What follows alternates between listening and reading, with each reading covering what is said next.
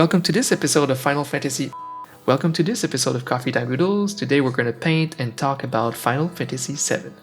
So pick up a hot drink, relax, and enjoy. And why am I so stuffy? Stupid allergies! This game is the most impactful game of my whole gaming career. Wait, is it a career? Is it hours related? Because if so, with just the time I spent playing Diablo 2 I could retire. FF7 is one of the most influential and revolutionary games of all time. Everyone from my generation probably has it in their top 10 list. It's in my top 3. Of course, as the years go by, it's hard to keep in your top 10 a game you've played 20 something years ago. You often keep it because you just know the importance that this game has in your life and how much it impacted you at the time that you played it. I wouldn't call it just nostalgia. I think that the memory of how the game impacted you when you played it is why it sticks to your top 10. This is how I rate every single movie or series I watch too. I have a list from 2009 where I've listed every single movie I've watched up until now and gave them a rating. When I go back to the list, I sometimes adjust some of the older ratings because the lasting feeling and memory from a movie is very important in my rating system. So what I mean to say is, I think that a game in your top 10 is there not because of how it compares to games today, but how impactful it was when it came out and what it still means to you. So back to the topic of the week. Let me tell you my Final Fantasy VII story. It began that spring, 1997.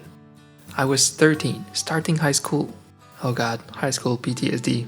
I already had my eyes on the Nintendo 64 because of Mario 64. I tried that game at an amusement park arcade the previous summer. Since then, I had my eyes set on purchasing the Nintendo 64 with my allowance money. I think I was getting like 5 or 10 Canadian dollars per weekend at that time. And I had calculated that around fall 97, I would be able to finally buy my Nintendo 64 with Mario. That game was a huge leap in 3D platforming. Keep in mind that at the time we were playing Super Nintendo or Sega Genesis games. So yeah, 64 was a huge leap. That Mario game looked amazing. And then one night, that fateful night, everything changed. My reality shifted. A glimpse of light from an out-of-reach dream world appeared in front of my eyes. But it was not a dream. I might have had a glimpse of paradise right there at that moment. On that cathode ray tube TV. It was it. The Final Fantasy VII trailer. The Nobuo Uematsu orchestral music. The world of Gaia that fuses advanced technology with medieval weaponry and mystical forces. 3D anime kawaii characters. Cloud's spiky hair. How could you resist? I wish I had a picture of my facial reaction at that moment. My next thought was probably, screw Nintendo, I need a freaking PlayStation. So all of that allowance money that I was piling up was now going towards a PlayStation. A hard switch, the epic anime betrayal. All of my friends still wanted a Nintendo 64, but I had committed treason. Gone to the other side, never to come back. This game was me. Every pixel and musical note in this game was meant for me. They could have taken a picture of me to describe their target audience. Like imagine, in 97, I was already the only kid in school drawing anime and manga characters. The kids in high school called me Dragon Ball for a while. Manga and anime were so new here. On a side note, this artwork that I'm drawing in the background that's going nowhere is actually depicting one of my favorite scenes from the game, the classic game. It's the scene right after Midgar where Cloud tells his friend about his memories of Sephiroth, when they were in the same team. In Cloud's memory, Sephiroth joins him for a couple of encounters. The enemies are way too strong for Cloud, so he just gets wrecked and Sephiroth acts like a big brother and takes care of them easily. So this dragon is from that iconic first fight with Sephiroth on our side. It's raining, it's cloudy, and there's a chubby basic bitch green dragon in front of us. Back to the story. Take my money, PlayStation. I'll be ready for when the game launches. So I fanboyed and read magazines until the game launched. I think in Canada the date was around October 97. I remember one thing, I was not sure I would be able to have gathered enough allowance money to buy the PlayStation with Final Fantasy VII in time. But my parents, which were not the most fortunate during my childhood, decided to tell me that they are willing to buy me a PlayStation for Christmas. Am I dreaming? This leads to the most vivid retro memory of my entire life. That Christmas when I unwrapped the PlayStation and Final Fantasy VII, and almost immediately after everyone was done unwrapping gifts, out of impulse I asked, "Can I go plug it, Mom? Can I go play my PlayStation?" My parents said yes, and I left the family party to go install it in my room. I only had an extremely old cathode ray TV that looked like a relic from the 80s with a pair of pliers attached to the broken channel button. I started the game and it was perfect. For sure one of the happiest moments in my life. I remember my aunt and uncle coming in the doorway and talking about how the graphics today are amazing. And that's true. Again, keep in mind before installing the PlayStation, me and my friends were playing Donkey Kong games, Sonic, Mortal Kombat 3. This was a ridiculous leap in technology but also in size of game. The game had 3 CDs in the case. It was huge. From this moment, I have no memory of whatever happened in the next months because all those memories are stored in the FF7 compartment of my brain. They are game memories. And again, choosing the PlayStation over the Nintendo 64 was probably one of the best choices of my life. I know, there's a lot of awesome games on the Nintendo 64, but having only the budget for one of the 2 consoles, I definitely made the right choice for me. PlayStation had all of the types of games that I loved the most. Tons of JRPGs, Resident Evil, Metal Gear Solid, Final Fantasy Tactics, Xenogears, Castlevania Symphony of the Night, arguably the best Castlevania of all time since the retro ones, Silent Hill, Gran Turismo, Chrono Cross, Street Fighter Alpha 3, Spyro the Dragon, Tomb Raider, Brave Fencer Musashi, and so on. The list is huge. In my opinion, it was one of the best console choices of all time, next to the Super Nintendo, for how many developers were participating and how many good games came out during that generation. Let's look at what are my favorite things in FF7. First, I would say the game had the best music scores I've ever heard in a game before. That Sephiroth music score during the last battle was so epic it was ridiculous. I reloaded my game and played that fight over and over again to relive the epicness of it. When we beat Sephiroth and then there's that final duel between him and Cloud, and the limit break Omni-Slash flashes, it was so cinematic and satisfying. This could be the most satisfying game ending ever. So many games today become less and less polished in the later part of the game because the studios are often rushed by the publishers over their head to make the launch time that they chose. This game's ending was as operatic and theatrical as the rest of it.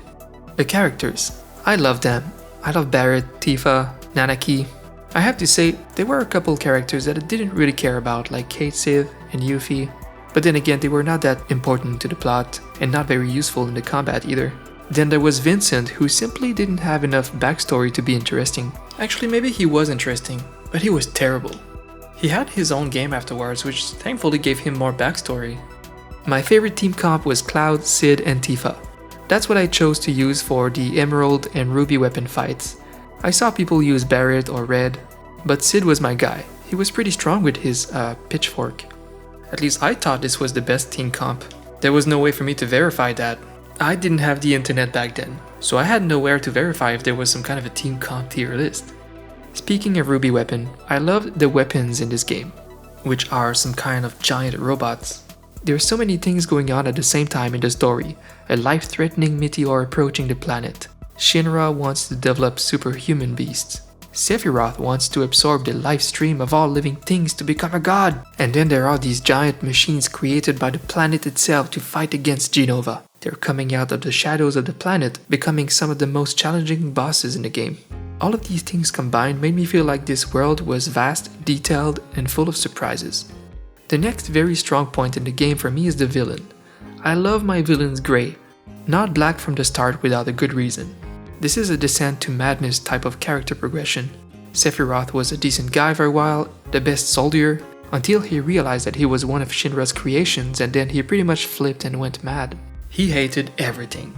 I like the concept of a fall from grace from a very charismatic character like him. It reminds me of Griffith from the manga Berserk. Look that one up, it's a gem. I'm thinking of making an episode about Berserk soon. One thing that I really miss from older JRPGs like FF7 is the non-linear areas to explore. There were a lot of dungeons and areas that were absolutely optional for you to enjoy only if you discover them. We don't see this kind of thing a lot in modern RPGs. They have a lot of good side quests, but it's somewhat more linear. The last time I experienced this type of free exploration sense, when you enter an area that's too hard and meant for later, or a whole secret area with nice rewards, was in Dark Souls. That's the retro feel I explained in my Dark Souls episode. You enter an area and you're wondering, should I be here? Should I come back later? Is this main plot or not? I love this pure exploration feeling, especially in a game that rewards you for it by giving you a really good item for it. See, the linear pattern in modern RPGs is I think the main flaw that made FF13 so initially disliked. The game was for the most part a linear, almost side-scrolling cutscene marathon, and I never had a sense of wonder and eagerness to explore the maps. I saw the same problem with the RPG Xenosaga. Xenogears was a huge success on the PS1. It's also in my top 3 best RPGs of all time. But from the same book series, they wanted to start the franchise from the beginning with Xenosaga. It's one of the only games that I dropped. No exploration, hours of cutscenes, extremely linear gameplay.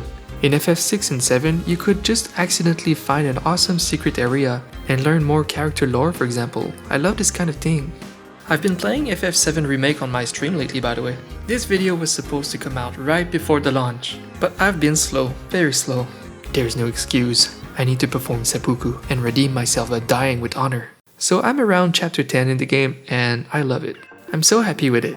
This game may fall softly in the modern JRPG style that I just critiqued, but it's really well made and very enjoyable. You know, the main problem that I usually have with side quests in modern RPGs, like The Witcher, is that it makes me feel like if the main character has the time to go pick up frogs from a swamp for a small reward, he doesn't care that much about the main plot, the main issue going on, so I should not care either. The world is ending, who cares? I still have to go gather plastic ducks for a merchant's daughter instead. Way more important. But at least in FF7 Remake, they make sure to give us a reason to spend time enjoying a night out in town doing quests. For example, they let you know that you're stuck there waiting until the next morning, so you can just do some deeds in town for rewards. Sure, that's alright, especially when the quests are really fun and encourage character dialogues and development. I never wanted the remake to be close to the original. I want a new take on the storytelling of the same story. I want a deeper dive in the world of Gaia from a different angle. So far, the combat is fun. I mean a big upgrade from Final Fantasy 15 in that regard, and it's just beautiful. I'm savoring every moment of the Midgar exploration. But I'm also thinking, at the slow pace that they are telling this story, it seems like they would need 7 more games to complete it because of all of the many areas in the original game. I hope that we get to revisit all of the same areas and hopefully get a bit of the classic world map exploration. You would think that they might make the airship traveling like FF10, where you're just fast traveling to areas without controlling the ship yourself over a cool world map like the old games. But FF15 truly impressed me with the world map. It was huge and allowed for free exploration. This proved to me that they can make it happen for FF7. The world of Gaia is not that big either, so please do. I want that little airship music at least. Anyways, we went full circle with this game. Look at how beautiful this is, my 2 games together. Aww. So that's it for today. I hope you enjoyed this episode and my little throwback in 1997 with my little story. So thanks for watching and see you next time.